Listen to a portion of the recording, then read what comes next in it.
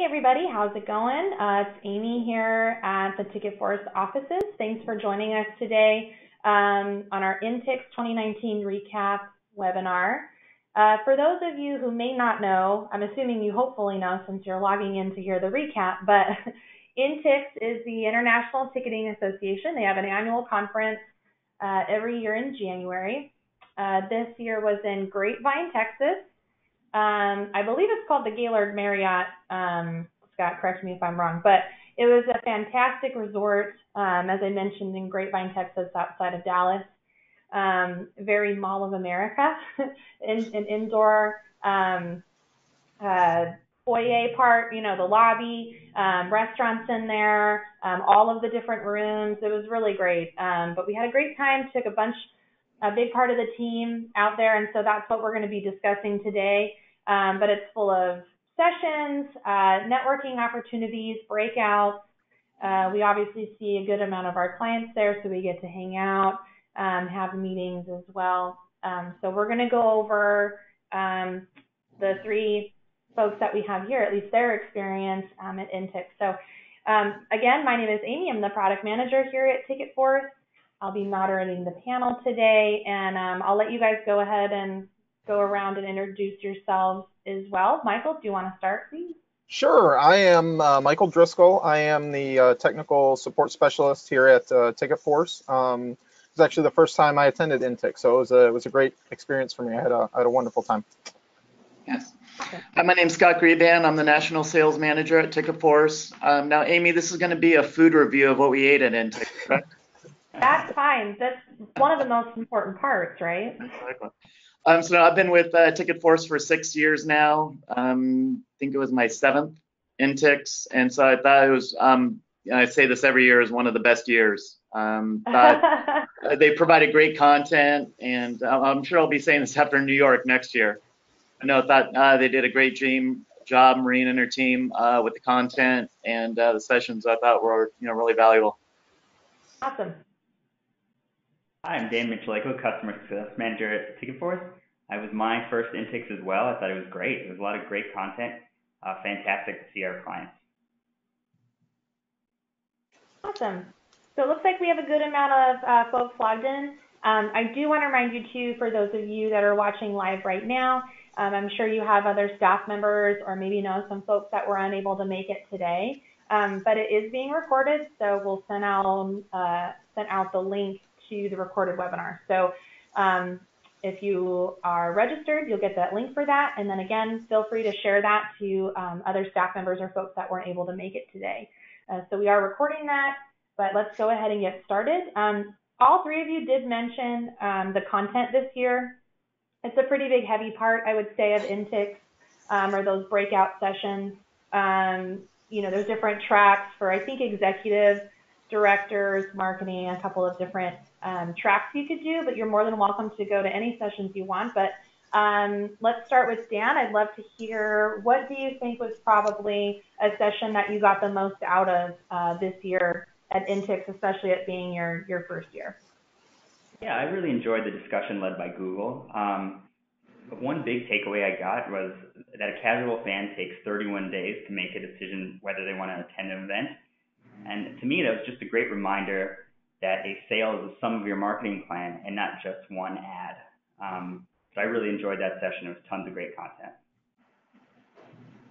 That's pretty awesome that Google was there. I forgot about that. It's pretty intimidating, I suppose. Michael, for your first INTIX, what was probably the most influential session that you learned a lot from? Well, just coming at it from the technical and I guess the client support side, there was a session on keys to a successful system implementation. That it was really cool to attend that and see a presentation given on the ticketing system implementation from a client side, essentially, and what they should be looking for and how it relates to what we will do, and as we implement new clients and help support them through the process of changing over. Do you feel like it? I guess you kind of answered my question, but I was curious just to see if, even though you're not the client, from a vendor standpoint, that it really helps you bring on new clients and just kind of maybe the mind frame that they're in, or what they're going through and what we can do to help Yeah, ease trends. absolutely, and just the sort of things that they should be valuing, or what successful implementation should value, and he spoke about something that I feel fairly strongly about, just in terms of letting the new system that you've selected at this point through the implementation process, letting that new system drive essentially the use of the system itself will inspire how the ticketing process is going forward. You don't necessarily have to continue using old processes that were created for your old system. You don't need to make that square peg fit in a round hole. Essentially, you can use the new system that you're switching over to provide maybe new, better procedures going forward. Yeah, absolutely. That's awesome. Thanks for sharing that. And then Scott, I wanted to go ahead and ask you last, just because, as you mentioned, it wasn't your first INTIX. So what was, if there's more than one, two, but what was probably the main or any couple sessions that you got the most out of, and what was that? Yeah, we should have connected notes before we did this session, and because mine was the Google as well, same as Dan. So, if I'll touch upon what Dan said, what they really brought up was the importance for venues of converting those casual fans or casual ticket purchasers to frequent ticket purchasers. Dan touched upon the length of purchase price, but also the importance of the revenue that it brings into the venue. I can't remember, I didn't write down the figures, but I sent a note to Mallory to get the slides, but the numbers were staggering. Just the increase of revenue to venues from, upping their casual ticket purchasers to frequents. Did they have any suggestions on how to do that? They had a number, just providing to segment your audience,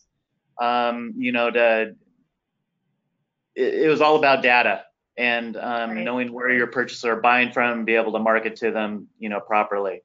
So, but yeah, if anyone is interested in getting additional information on that, I'd send a request to Mallory to get those slides and numbers. So you can email myself or Amy, and we can try and get that information to you. Absolutely. I'd be really curious to see, especially in that session, if how Google, so concerned with collecting the data and encouraging folks to do that, how they feel about things ticketing wise, like guest checkout, how you use your email campaign software and stuff like that, in a really data-driven world, especially as far as ticketing is concerned. I mean, the only reason that you can, or way, I suppose, that you can turn a casual buyer into a frequent buyer is marketing to them. Right, and knowing, and also depending on what ticketing your system you're on, it may drop off once you get to your ticketing system. If you don't have access to that data, depending on what system you're on, knowing folks where dropping off, or where you're referring traffic or where you're referring buyers are coming from, it may drop off at a certain point through the ticket buying process. Right. It's probably important too, like I mentioned, like things like guest checkout, it's always important. I mean, that's a pretty system agnostic question, just taking a look at, how your ticketing system deals with that, if allows it at all. Probably another important thing would be to see how your ticketing system handles those repeat buyers in the first place. Like, do you have a single, integrated profile where all of those ticket buyers' purchases are going into one place? But as you mentioned, it's kind of crazy, but Google has it right, even though they're not in ticketing, appealing to these people, collecting their data, and making sure that they can come back over and over again. That's great. Right. And something that was relevant, just in terms of what people were talking about during breaks and stuff, just the amount of data out there at this point is really overwhelming, just in terms of, because most ticketing systems at this point will collect almost anything you can need. It's just how to filter that data and sort the relevant points in terms of marketing and trying to get repeat customers, as opposed to just like everything that you can possibly imagine that you're acquiring. Yeah, that's true. I mean, ticketing is only one portion of that. And, keeping a clean database, maybe deciding if things like guest checkout, anonymous quick walk-up checkouts, that kind of thing, maybe deciding if that's not really within long-term business goals because you're not collecting, any sort of data. I think, I don't remember where it is, but there's still a lot of companies, just merchants like Target and stuff, but it's not Target, but, asking for your zip code, just out of the sake of, wanting to know where folks are coming from when they're in front of you rather than buying online. So, Right. so kind of building off of that, what are some key takeaways and topics that you kind of heard some attendees talking about during breakouts and networking times? Let's start with Scott. For me, it was a lot about 2018 and kind of, the mergers and acquisitions within the ticketing companies and, people asking about us, but, because there were a lot of activities, in that space this year. So I felt like that was a, major topic of conversation and, whether venues were impacted, what they thought of, the transition if they're going from one system to another. So I thought that was talked about quite a bit as far as, folks in little huddle groups. And it was mostly, you think, from like the venue standpoint, just trying to understand any like maybe concerns or opportunities, or just talking about it in general, the effect right, or how they. Right, or how they felt the transition went, if they knew, a venue was in the similar boat, what they thought of the transition, or, if they haven't been switched yet, their thoughts on the system. So, right, things like that. It probably gave a lot of opportunities as far as different users of different systems that were affected to kind of come together and talk and have those conversations in person and, kind of network and learn from each other. Oh, absolutely. Because, the joke I always make is you don't wake up one morning, bored and say, oh, I'm going to switch ticketing systems. It sounds like a fun thing to do. So, are you sure? So if you have, I don't want to say fears or, questions about, the unknown, it helps to talk through, either a venue, either in your area or in your particular vertical that, hey, tell me about your experiences with this company, your experiences with the system. What are they like? What are your what are your challenges? What are their strengths? And so kind of get a better idea of, what you're up against or what you're going into. Yeah, kind of going back to what I was talking about with the panel that I said on the implementation panel. One of the presenters' main points was to really get to know the company that you're switching over to, that you're choosing for your ticketing system, just to figure out their culture. What kind of support are they going to provide? Are they going to be there for you? Because at this point, most ticketing systems do a lot of the same things, right? In broad strokes. So, what kind of company are you, getting involved with at this point? Is it something that gels with what your venue is about? Well, and like your processes too, like you said, kind of letting you chose that new system for a reason. So, kind of letting it take over, maybe do some things differently or hopefully better, Sure, absolutely. than you did previously. Yeah, and you may not need to necessarily, like I said, you don't need to force the new system to do something just because that's the way you used to do it with the old system. There probably is a better way. I mean, you're switching ticketing systems for a reason, like you said. So, let the new ticketing system do the things that it's better at. Let it inspire the use as opposed to forcing old processes onto it. Yeah, that's definitely part of like those conversations, like Scott was mentioning, for sure. Absolutely. Yeah, and I heard an interesting stat. It wasn't at INTIX, but there was a stat that I heard that venues. I know. Not what we're talking about today. I know. Well, actually, I said it. Actually, I brought this up in conversation at INTIX, so I guess it was. Okay, so then it counts. Yes. No, but venues organizations will use approximately 30% of a ticketing company's capabilities. And so it's, and so, whether it's touch upon what Michael said is so many ticketing companies could do a lot of the same things. And so, being able to share, with another venue or vertical that, can it do this? Can it do that? Oh, I haven't used it, to be able to, really touch upon those things that you might not have known your ticketing system can do, or another one. Right. Well, and coming from the ticketing people themselves, it's those things that make us different from other companies. And that can include things like, our service, our support, our culture. I mean, like Michael said, we all can sell a ticket. We know that we can do that. So it's those couple of things that are different about, each company. And it's not to say too that, one company is a right fit for everybody. And I think that's kind of what you were talking about, Scott, was really trying to figure out, whether it was like a forced transition or a part of, some sort of merger acquisition. Like, Right. I still want to be a good fit for whatever this new product and or new company is. I mean, it makes it a win-win for both, both the ticketing or the vendor, whoever the vendor is, whatever industry you're in. You want clients, where both folks feel comfortable. Yep, absolutely. Michael, did you have any other kind of key takeaways of what folks were talking about? Or, Yeah, there was. I heard a lot of conversations, especially among venues and stuff, about the way technology is driving the ticketing industry forward at this point, whether it's mobile ticketing or RFID or whatever everyone's talking about, blockchain and stuff, but nobody really understands that at this point. I mean, I know I don't. Most of it goes over my head, but there was one comment I heard that said, we're just getting caught up with PDF printed home tickets, and now we might skip mobile entirely, and by the time we get caught up with mobile, it'll be RFID, and feel like we're always way behind on things. So it's just right. The technology is coming so fast at this point. It's you don't want to get left behind. Right. I think a key takeaway from that too is to kind of always be just, we all like to be the first person that buys the new iPhone, but, maybe sometimes letting somebody else buy the new iPhone first. You got to let the kinks iron themselves out first, absolutely, before you jump in. It's always get that first early adopter problem, right? Exactly. There's a reason why I still want to be on Windows 97 right now. It's proven technology. I know, it's proven technology.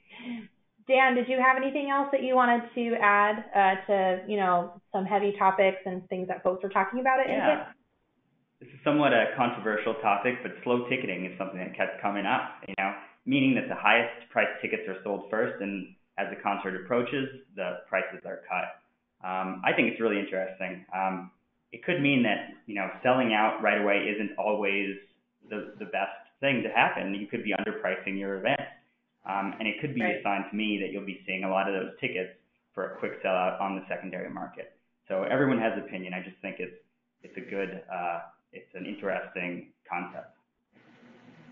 I actually just talked about it with Kathleen at Florida Theater. That just right before this webinar, they're giving it a shot and kind of releasing their inventory slowly. So I guess perhaps for those that don't know, Dan, do you want to elaborate just a little bit more about what slow ticketing is? We did discuss it a little bit in one of our last webinars, the Pricing Wars one, I believe, with Greg Fahey and Lynn and a couple of other folks. But did you want to explain it maybe for those that may not be familiar? Yeah, I would say a good example would maybe be Taylor Swift's tour, where it took a long time to sell for venues, and they would start off with the highest priced tickets and then work their way back to the venue for the lower priced tickets. And it doesn't work for every event, but in certain instances, I do think that it is an effective method. Amy, what do you think about slow ticketing? I think it also, too, doesn't necessarily have to do with releasing, like, your high-priced tickets, like in a pricing order, like that being the chronological thing.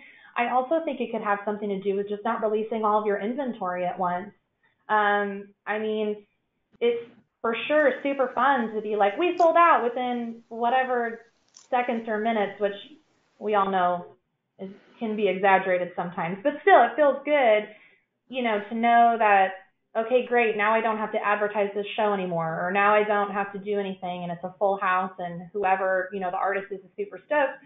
But it doesn't always give equal opportunity to everybody. Maybe you're not available right at noon when everything goes on sale, or maybe you don't even mind not getting VIP tickets. You just want off tickets, and it's flooded with, like you said, those higher prices because they need to be more competitive in their pricing.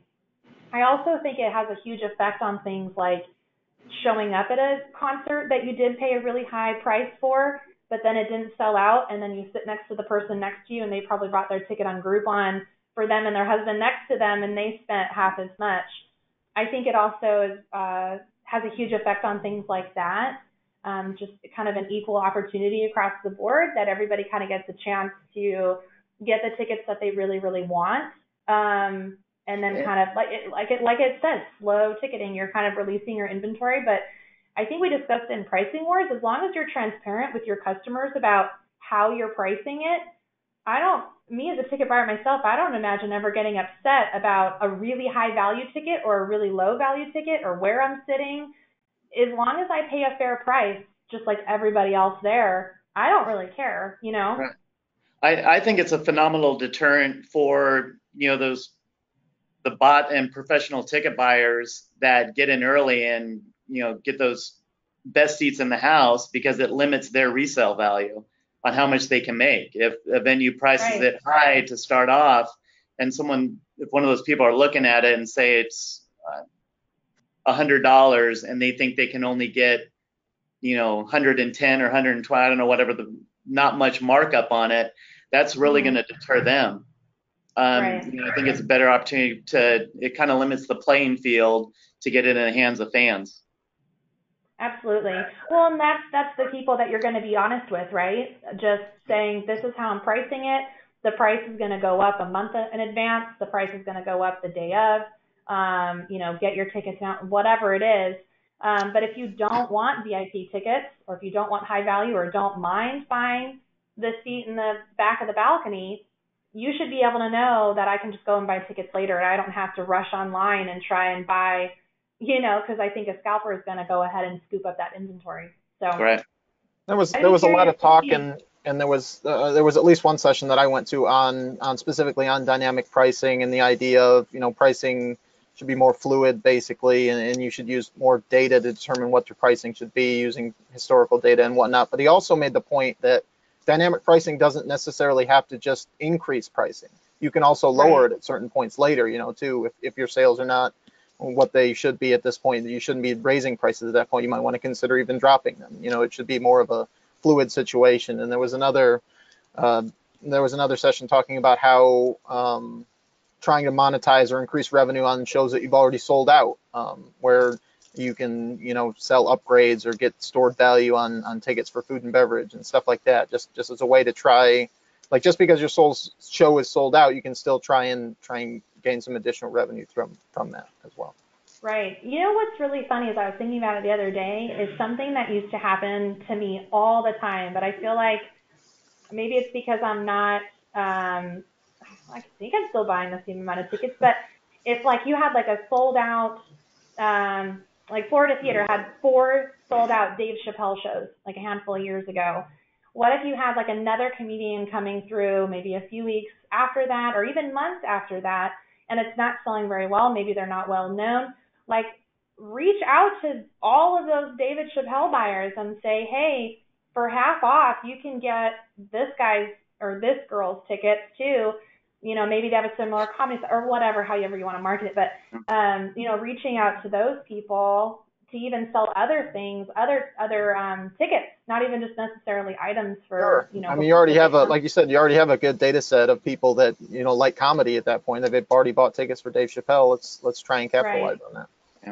Yeah. Or even including in the email, hey, did you miss, out on buying tickets to Dave Chappelle? Maybe come in the future and, get this ticket. So you don't need to rely on things like Groupon, to say, well, this other comedian's not selling very well. Let me just give them half my inventory. Right. We started off this conversation. You're losing all of your data from all of those folks, and you're probably losing a decent amount of revenue. You might as well get 50% of the entire 50% of what you're discounting, rather, when you would have just not sold that seat at all. Sure. If you sell, 25% of it to Groupon. You can sell half of them for twice as much, essentially, and you get to keep all that data and you get to use it for, future marketing purposes. Absolutely. So actually, it's kind of funny, was the next kind of, topic that I wanted to talk about was pricing, dynamic pricing. I know we talked a bit, I also talked a bit about like scaling your house, whether that be slow ticketing or using some of your dynamic pricing data. But we definitely saw some multiple sessions on that.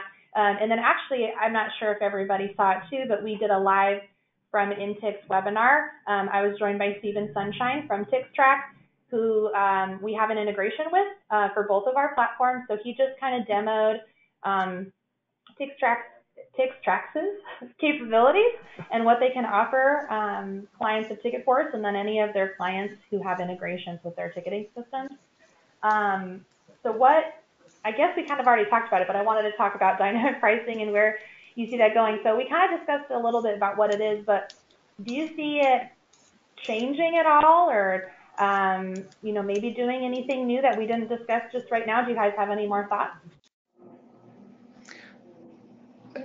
I see it continuing to grow and to build. You know, as it really started, you know, with larger venues or professional sports organizations, and I see it going into smaller size venues. I also see the AI really developing and building and getting, you know, just the amount of, you know, Michael touched upon earlier, the data.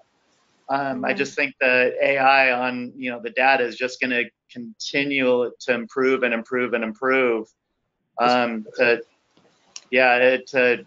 really help venues and organizations really be able to price and market accordingly. Going along with that is similar. It's like you need to kind of get rid of your preconceived notions about what you think your highest price tickets or what your best seats are. And you know, you can use the data for that. See which tickets have actually been selling more for more money. Don't just assume that these seats that you think are the best are the ones you're going to your customers are willing to pay the most for, sell out the quickest. You can, you know, if you have hard empirical evidence on that, use that instead. The other biggest thing takeaway was just in terms of if you don't want to get fully dive into dynamic pricing, just if you have a theater run or something in that regards, just, you know, the weekends need to be charged. I mean, Friday, Saturday night tickets need to be more expensive than your Tuesday tickets. Just something as simple as that, because people understand they're gonna pay more on the weekends than they are during the middle of the week, right? I mean, it's pretty basic. Absolutely. So you're basically saying, like, you know, no matter what size your theater is, if you don't have tiered pricing or anything like that, there's still some opportunities to kind of play with your revenue throughout your on sales. You know, whether that even be just a simple, it goes up $5 the day of, but it kind of just really you have to take a look at when people are buying tickets, when and what kind of events they're buying for. I mean, that could even differ. Your best seat in the house could even change per event. Absolutely. You know, for your theaters, I always want to sit, obviously, in the wings. I don't really want to sit in the center, but for a, you know, a good rock show, of course I'm going to want to sit in the center right by the sound booth. So your best seat is going to definitely change as far as your event is concerned. But I think the most important takeaway for it, I think what both of you guys are saying as well, is you can do all these things on your own. There's no reason to tap into Groupon's database and help expand their database by giving them your ticket buyers just to discount a ticket. You know, you can do that on your own based on your own actual data. Dan, did you have anything else that you wanted to add? Yeah, I was just going to add that to me, a very valuable part of dynamic pricing is being able to test your market. You might find in a lot of instances that you're undercharging for an event, and by playing around with pricing, you might be able to price shows better in the future. Or you might find that maybe you've been too aggressive in your market for some of your events. That's also a good point too, as well. Taking a look at, like we said, said before, maybe what zip codes folks are coming from or where they live, their kind of demographic of, their lives. You might be putting really important marketing dollars, especially on Facebook, to a group of people that doesn't even really care about the event that you're marketing to them. But really taking control of that, again, is I think really powerful, and it's a huge part of dynamic pricing because it's a lot of work, but you're doing it on your own to control and keep all of that data on your own, and hopefully, as we first mentioned, turn that casual buyer into a loyal attendee because you reach out to them about really important things. Absolutely. So, Amy, not to put you on the spot, but do you have any great preference, right? I'm Do you have the any? moderator. I'm not a participant. I do not take questions. Do you have any thing to share about your webinar with TickTrack last month that folks who weren't able to attend, maybe a takeaway or two from your conversations with them? Honestly, just everything we're talking about right now, they can do it. It was really cool, for the lack of a better word to sound like an 8-year-old. It was really cool to see it in action and him kind of demo it. I mean, those folks that talk to me all the time, I say it all the time, our partnerships with ticketing are crucial. I know ticketing, I know how to sell a ticket really well, I know all of those little detailed things that come with that. But everything that TicketForce does, I'm definitely not an expert in. And ticketing is not always going to get that level of data for you or that level of analytics, just because it's a different kind of thinking. So I think seeing him do what I do, but for his specialty and their software specialties was really cool. And it's something that I think I wish everybody could take would take advantage of it. I mean, it's questions I get asked all the time. It's data that everybody needs and wants. And it's just that next level that ticketing can power. So it's definitely supported by all the information that our platforms give. But I think what Stephen really touched upon was, let your ticketing do its ticketing, but let's feed this information into TicketForce and let me come up with new ideas of how to find people, how to sell to people, what makes this seat better than that seat, or whatever the case may be. I don't know. Again, I'm not the expert, they are. But that was the coolest part, was it made me just want to be like, everybody take it. Everybody do it, please, because the information that it gives you is crucial. Like Michael said, the seats that you think are your hot items might not be.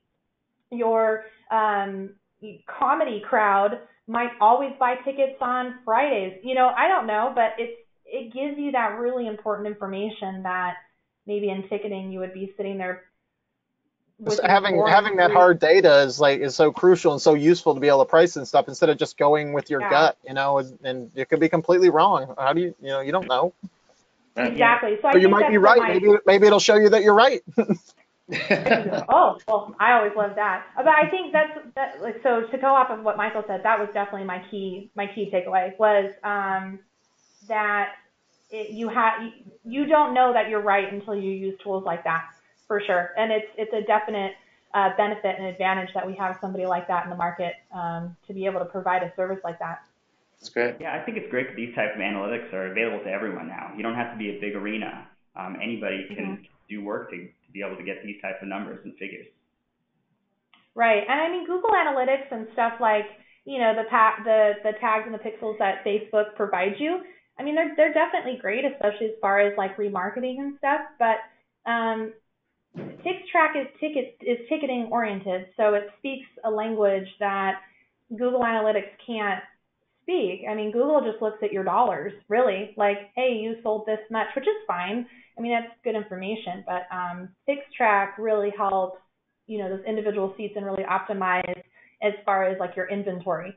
So it's really inventory based decision making, and it's like you can forecast. That was probably the coolest part, was the forecasting part of it, was saying if my price level 1 is here, 2 is here, and 3 goes to this row, this will be my revenue if I sold all my seats. And what if it's not enough, or you think you can capitalize on your gold circle a little bit more, moving it back? Okay, now that's my revenue. So you're doing a lot of this scaling before you even put anything on sale, which I love ticketing, but I'm sorry, none of those, they're like, I haven't sold a ticket yet. I don't know how much you're going to make. You know what I mean? Like none of our reporting is going to be that smart. So that was probably the coolest tool that I saw in TicketForce for sure. That's awesome. No, I mean, because at the end of the day, you want your ticketing system to sell tickets, and by having, like you touched upon, the partnerships like these to do more of an analytical approach and to dive deeper. Just like you said, everybody sign up, everybody do it. It was great, and it's the coolest part is we no matter what platform you're on that we provide, we have an integration with TicketForce. So you would just basically sign up with them, and then we can power the bridge in between, I suppose. I don't know. Well It said. was really great. So let us know if you have any questions though about them, or if you want to connect with them. We all have their information, so feel free to email your rep or any one of us or anything like that. We'll get you information if you need them. Yeah. I think, what time is it? Oh, well, did you want to touch on real quick maybe the women in live entertainment workshop and session, and then we can kind of move to some questions?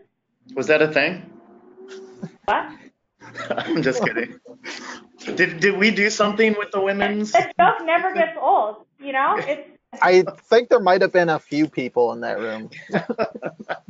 Okay, so for those of you who are not there and maybe don't follow us on social or see anything like on Twitter about it or follow INTIX or whatever, Lynn King-Smith, our CEO, we sponsored the Women in Live Entertainment Workshop, I believe. It was a pretty long name. And reception. But they had a panel of some other women in ticketing with Lynn, and they just kind of discussed, you know, how they got where they are, struggles, if may be, and just kind of talked about being a woman in a male-dominated industry. I say that. Look at my webcam. Just look at the panelists. Yeah, go, sandwiched in between you three. But like Scott mentioned, there wasn't an empty seat in the house. There were folks lined across the walls, you know, in the middle of the aisle, that kind of thing.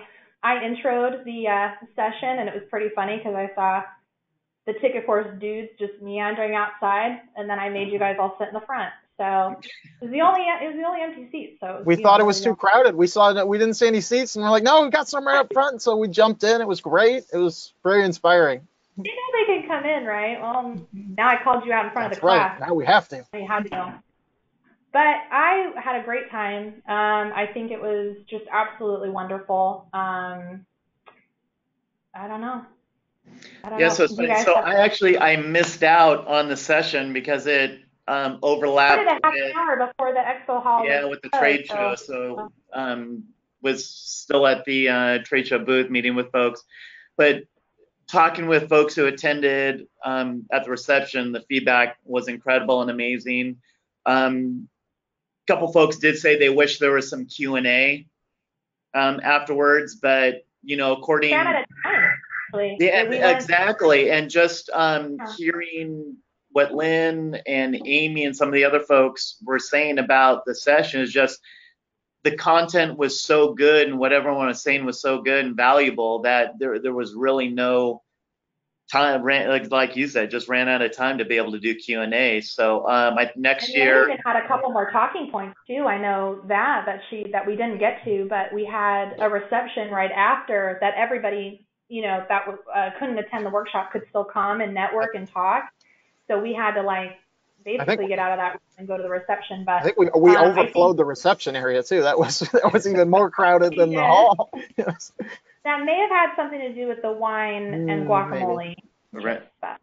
Also, but the energy though, for sure. I think a lot of folks just were high off that energy and still wanted to talk and network and just kind of go off of that. But I did see Lynn and the other panelists. I actually had to leave right after that. I got on my flight after that reception before it was over and left for the airport. But so I didn't even get to say goodbye to Lynn because, like you mentioned, I think a lot of folks wanted Q&A, but Lynn and all the panelists were super busy. I didn't even get to say, I'm out of here because they were so busy. So at least the reception time was there, but yeah, that would have been cool to have some time for some Q&A, but it was not a female exclusive event. There were males in attendance. So, as evident by do you guys have any, did you have fun? You know, as you mentioned, it was a packed house, which to me just shows that people are excited and supportive of these types of discussions. We're definitely going to need a bigger room next year.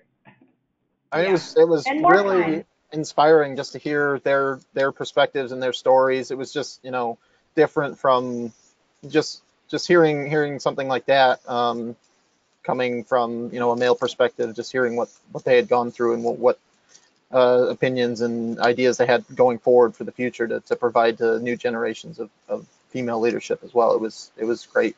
Loved it. It is, I mean, you guys work with, all of us females, so I'm sure it's well, for Scott, it's definitely not a unique conversation to hear, but did it sound like, did you hear something? I mean, you don't have to mention things specifically, but did you hear things that you didn't really think about before, or not necessarily change of perspective, but you heard some interesting things that you were like, oh wow, I never really thought of it that way before, but maybe some new things that you kind of take away from it? Just in terms of, I just thought about, we just need to have more empathy for people in situations different than ours, be it women or minorities or anything like that. Just put yourself in their shoes for a second and consider, what it's like in their situation before you rush to judgment or start trying to inform other people of how things should be. Yeah. Or, and touch upon that further is, just because you see it a certain way doesn't necessarily mean that that other person's gonna see it the same way or interpret it the same way. And just to have that, open dialogue. And if, a coworker or whoever might have, objection or, take offense, you shouldn't take offense that they took offense. Right. Yeah, overall, for me, go ahead, it's Dan. very thought-provoking. It was a Absolutely. great session, and just being able to learn some things I haven't heard before was great.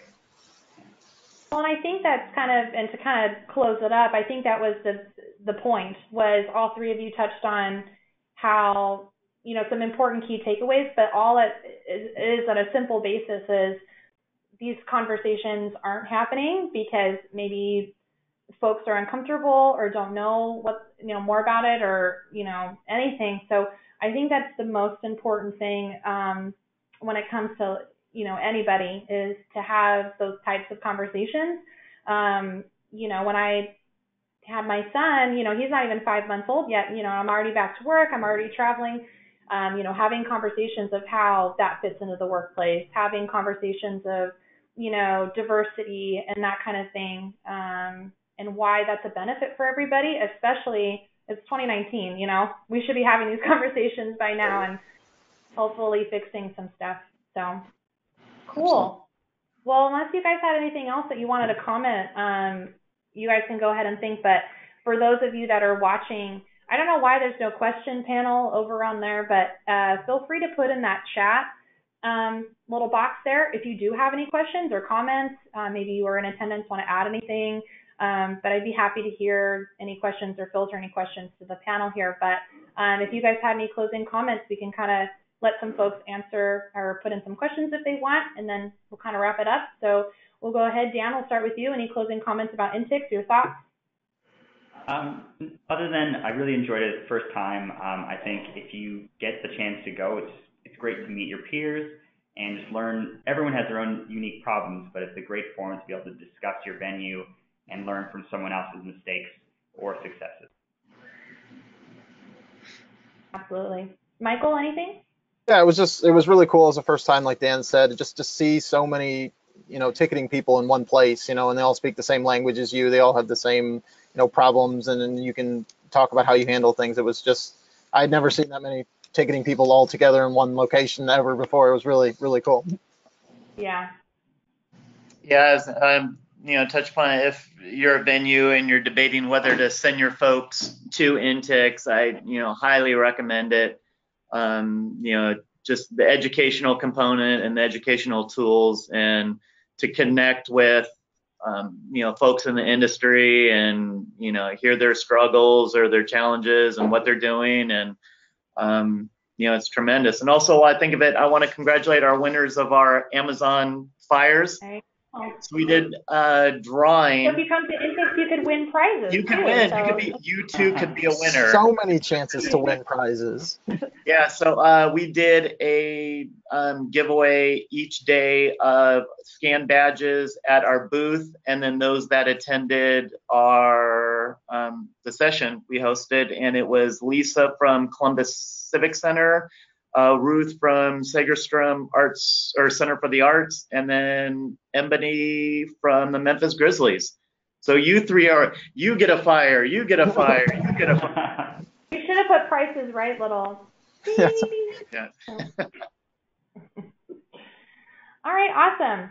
Well, It doesn't look like anybody has any questions or comments, but maybe it's because we did such a We covered everything already.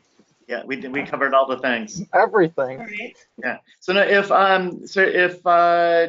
anyone wants that information either on the Google session, I thought, never mind. I thought you were even like Google's, like you're being funny, but the Google session. On the Google session that Dan and I talked about earlier, please feel free to email Amy or myself. I requested that the deck and information, so yeah, we'll try and get that, disseminate that out to you folks for those that want it. Absolutely.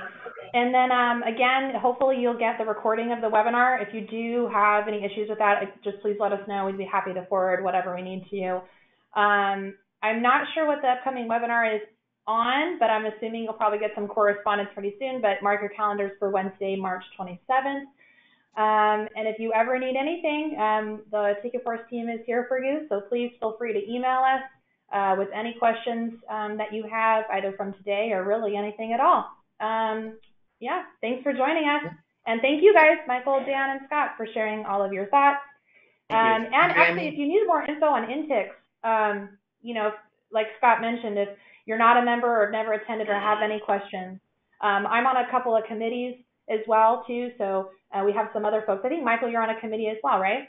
Yes. So please feel free to email us if you would like to get more involved. We'd be happy to point you in the right direction. So, yep. Well, everybody, All right, enjoy the rest thank you, of the week. everybody. Great job. Thank you. Bye. Bye. Bye.